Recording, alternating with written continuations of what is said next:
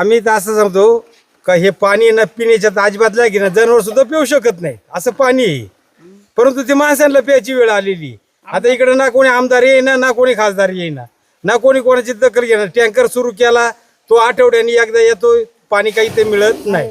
हा नदीचा पाणी उचलून थोडा डोहातला इथं आणून टाकला, त्या लोकांना पिण्यासाठी केलेलं आहे. त्याच्यात पावडर टाकून आता काहीतरी केलेलं आहे, कधी काल का कधी पावडर टाकलेली त्याच्यात. पाणी सगळं हिरवं पाणी आहे. आता हिरो पाणी तर त्याला करणार का ते हिरो पाण्याला? जर समजा आपण त्याला मग कसं दुखत होत आणि तुम्हाला सांगतो नरड्यात नाही पार अशा हातून सडल्यासारख्या झाल्या अशा. आम्हाला आजार होतात, बारीक मुलांच्या अंगावर फोडे येतात, खोकला होतो, खूप त्रास होतो बारीक बाळांना.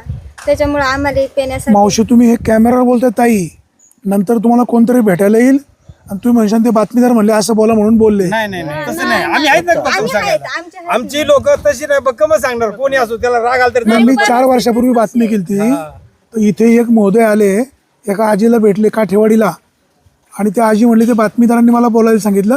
आजींना विचारलं असं का म्हणाले, ते म्हणले तो माणूस म्हणला असं म्हणा म्हणून म्हणले. नाही नाही आम्हाला सांगा ना. ही सत्य ही वास्तुस्थिती सत्य आहे. आजोबा गेले, पणजोबा गेले, परत आमचे वडील सुद्धा मरायला, तरी पाण्याचा प्रश्न सुटला. माझं